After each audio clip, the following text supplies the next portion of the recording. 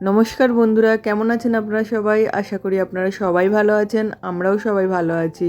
তো আমি রাধা, আমার ছোটো ছোটো সুখ চ্যানেলে আপনাদের আরও একবার স্বাগত জানাই। তো আজকে কিচেনটা ডিপ ক্লিন করব। আজকে হাজব্যান্ডের কোনো রান্না বান্না নেই, তো ভাবলাম কিচেনটা আজকে ভালোভাবে পরিষ্কার করব। এখন আর জলেরও কোনো প্রবলেম নেই, গরমকাল চলে গেছে। তো কিচেনটা ডিপ ক্লিন করার আগে বেসিনে অনেকগুলো বাসন ছিল ব্রেকফাস্টের, তো সেইগুলো ধুয়ে নিচ্ছিলাম। তো বাসনগুলো ধুয়ে ভালো করে জায়গার জিনিস জায়গায় রেখে গুছিয়ে নিয়ে তারপরই কিচেনটা সাফ করার কাজে লাগবো। তো সবার আগে এঁঠো বাসনগুলো আমি জল বুলিয়ে ওপরে তুলে নিলাম, তারপরে বেসিনটা ভালো করে ঘষে নিচ্ছি আর সাইডটাও ভালো করে পরিষ্কার করে নিচ্ছি একেবারে। তারপর বাসনগুলোকে ভালো করে ঘষে মেজে ধুয়ে নেব। আর আজকে ব্রেকফাস্টে বানিয়েছিলাম রুটি আর কাবলি ছোলার তরকারি। তো ব্রেকফাস্ট সবারই হয়ে গেছে, আমার ছেলে মেয়ে হাজব্যান্ড সবারই হয়ে গেছে। আর হাজব্যান্ডও বেরিয়ে গেল, বাইরে প্রচণ্ড বৃষ্টি হচ্ছে। আর ও বলল আজকে খাবার নিয়ে যাব না, এত বৃষ্টির মধ্যে কখন কি দোকানে পৌঁছাবো তার কোনো ঠিক নেই। দোকানেই তাই রান্না করে নিতে বলবো, তুমি তোমার মতো বাড়িতে করে নেবে। তো মুম্বাই এখন বৃষ্টির কারণে ট্রেন খুব স্লো চলছে, তাই পৌঁছাতে অনেক লেট হয়ে যায়, তাই আর ও খাবার নিয়ে গেল না। ছেলে মেয়েদেরও প্রচণ্ড বৃষ্টির কারণে স্কুল ছুটি দিয়ে দিয়েছে। তো তাই আমি ভাবলাম আজকে ডিপ ক্লিনটা করিয়ে নিই, নাহলে মেয়ের স্কুল টিফিন সব কিছু বানানো আর টাইম হবে না। তো তাই জন্যেই আজকে ভাবলাম ডিপ ক্লিনটা করিয়ে নিই। আর অনেক দিন আমার অ্যাডজাস্ট ফ্যানটা সাফ করা হয়নি, এত তেল চিটে পড়েছে, দেখেই ভয় লাগছে যে ওটাকে কিভাবে সাফ করব। তো আজকে করতেই হবে যে কোনো কারণে, সে রান্না হোক আর নাই হোক। সেরম হলে আমি খাবার বাইরে থেকে মাগিয়ে নেবো, কিন্তু আজকে ক্লিন করেই ছাড়বো। তো কিছুদিন আগে আমরা একটা ওয়াটার পার্কে ঘুরতে গেছিলাম, সেখানে গিয়ে আমার কোমরে খুব জোরে আঘাত লাগে। আর তারপর থেকে আমি কোনো উঁচু জায়গাতে উঠে কিছু সাফ করতাম না, তাই আমার কিচেনের যতদূর হাত যেত ততদূর আমি সাফ করিয়ে নিতাম। আর কোনো উঁচু জায়গায় উঠতেই আমাকে ভয় লাগতো, বেশিক্ষণ কোনো জায়গাতে আমি দাঁড়িয়ে কাজও করতে পারতাম না। তাই ওই হাইটওয়ালা স্টুলে উঠে ওপরে উঠে কোনো কাজ করতে আমার ভয় হতো, যদি আবার স্লিপ খেয়ে কোথাও লেগে যায়। আর ডাক্তারও আমাকে রেস্টে থাকতে বলছিল, তার মধ্যে আবার সেলাইয়ের কাজ ছিল, সব কিছু করতে হতো। তো আমি ভাবতাম যে কাজগুলো এসেছে, এর মধ্যে যদি আমাকে আঘাত লেগে যায় তাহলে আবার কি করে কাজগুলো দেব। উপরে উঠে সাফ করব ভাবে শুধু পিছিয়েই যাই। তো আজকে করে নিতেই হবে। তারপর মাঝখানে প্রচণ্ড গরম ছিল, গরমের মধ্যে কিচেনে থাকা, রান্না করতেই কত কষ্ট, তারপর আবার সাফ সাফাই, বাড়ির কাজ বাইরের কাজ সমস্ত কাজ করতে একদম হিমশিম খেয়ে উঠতাম। তো তাই করা হয়নি। তো এখন চলুন সাফ করে নিই। সবার আগে এই প্লাস্টিকের ডাব্বাগুলো ভালো করে ধুয়ে নেব। তো যেই জিনিসগুলো আছে সেগুলো সব কিছু বের করে রেখে এগুলোকে ধুয়ে উল্টে একটু শুকনো হতে দেব।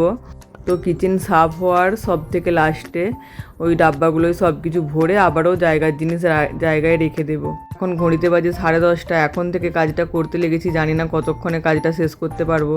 সত্যি কথা বলতে কিচেনেই যত জিনিসপত্র, তো সব কিছু সরিয়ে আবার পরিষ্কার, কতক্ষণে যে কাজটা শেষ করতে পারবো জানি না। তবে আজকে আমি যেইভাবেই হোক কাজটা কমপ্লিট করবই। তো এখানে দেখুন সাফ করে নিয়েছি। আর এখানে আমি গ্রসারির যেই সব জিনিস বেশি থাকে সেটা এই ডাব্বায় রাখি। ধরুন প্যাকেট থেকে কেটেছি, তো খোলা প্যাকেটগুলো তো আর এমনি রাখা যায় না, তো খোলা প্যাকেটগুলোতে রাব্বার লাগিয়ে তো এই ডাব্বাটার মধ্যেই রাখি সব কিছু। তো এই ডাব্বাটাও ধুয়ে নিলাম। আর এখানে দেখুন সব ডাব্বাগুলো ভালো করে পরিষ্কার করে ধুয়ে উল্টে দিয়েছি।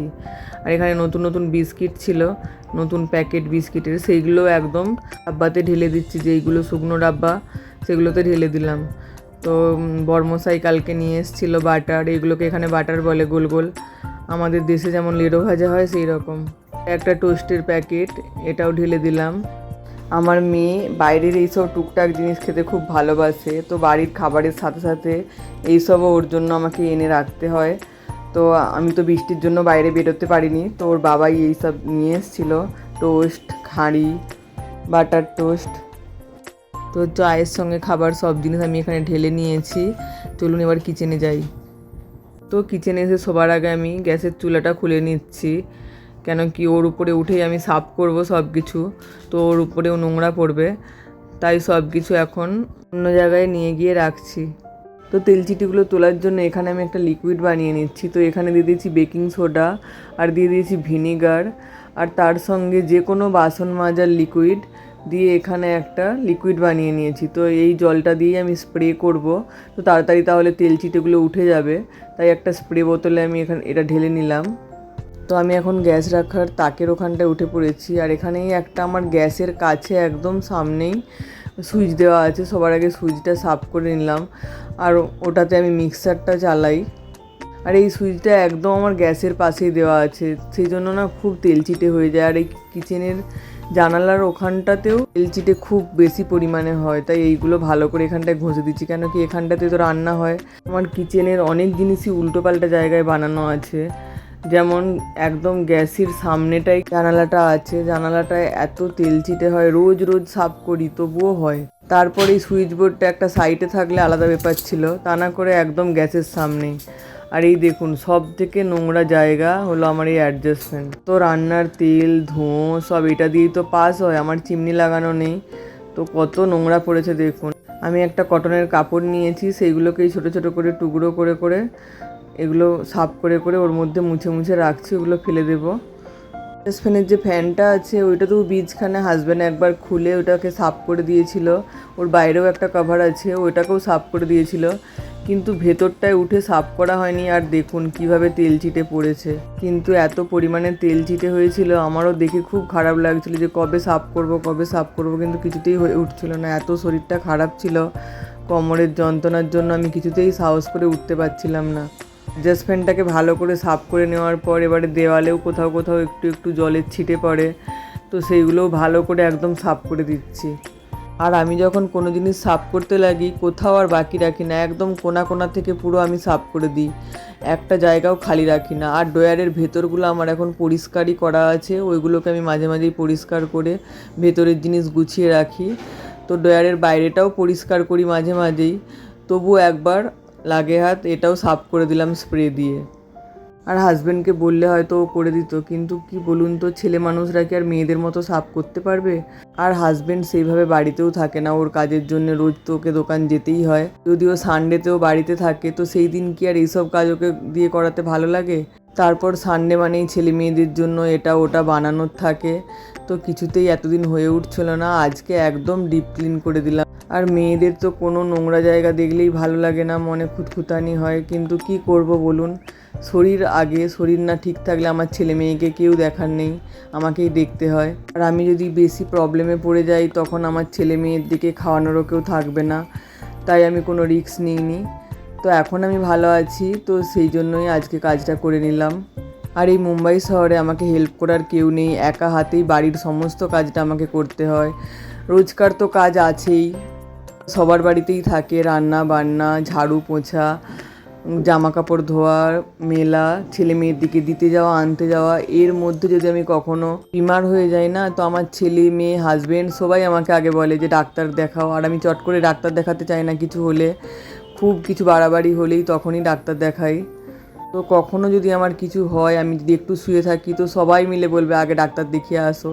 কেন বলুন তো, আমার যদি কিছু হয় ওদেরকেও তো দেখার কেউ থাকে না, ওদেরকেও তখন ভালো লাগে না যে মাম্মির কি হয়ে গেল, এইবার কি হবে, তাও খুব টেনশানে পড়ে যায়। আর বাইরে প্রচণ্ড বৃষ্টি হলেও ভেতরে এত গরম হচ্ছিল, এরকম কিচেনের কাজ ধরলে কত যে সময় লেগে যায়, পুরো আমি ঘেমে গেছিলাম। কিন্তু ওই যে বললাম কাজটা আজকে কমপ্লিট করেই ছাড়বো। তো সব জায়গায় ঘষা হয়ে গেছে, এবার ভালো করে সাফ করে দিচ্ছি পুরো দেওয়ালগুলো। দেখুন এখন কি সুন্দর চকচক করছে সব জায়গাটা। আর কিচেনের যে তাকগুলো আছে না, আমার দুদিকে দুটো করে বড় বড় তাক বানানো আছে, ওইগুলোতে বেশ জিনিসপত্র রাখা যায়, কিন্তু ওইগুলোতেও হাত বাড়িয়ে সাফ করা যায় না, তো আমাকে ওইগুলোতেও বড় স্টুলের উপর উঠে তবেই সাফ করতে হয়। তো ওইগুলোকেও আজকে একদম ঘষে সাফ করে দিলাম। সত্যিই অনেক নোংরা হয়ে গেছিলো কিচেনটা, রোজগার শুধু সামনে যতটুকু হাত যায় অতটুকুই হয়। তো কিচেনটাও আজকে ভালো করে একদম ধুয়ে দিচ্ছি, কিচেন স্ল্যাবটাকে।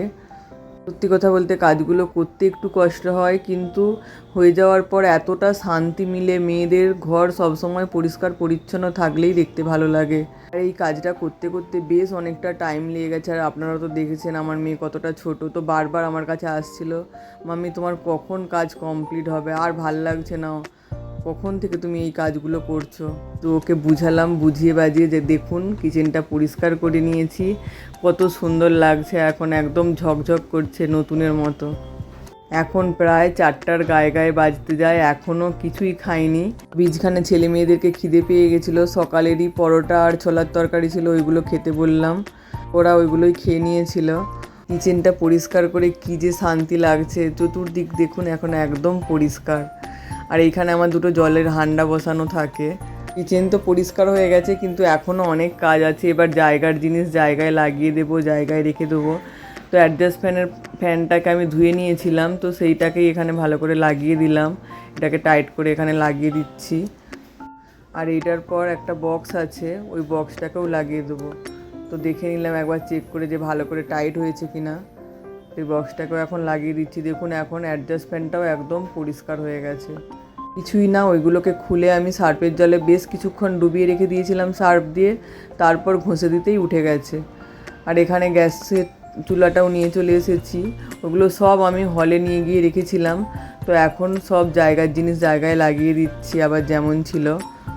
আর এই গ্যাসের পাইপটা আমি কেন বাইরের দিক থেকে লাগিয়েছি বলুন তো, এখানে গ্যাসটা খুব কম জ্বলছিল, তো তখন হাজব্যান্ড নিয়ে গেছিলো, অনেক কষ্টে আমি বের করেছিলাম। তো ওখানে একটা ফুটো করা আছে, সেটা দিয়ে ঢুকানো ছিল।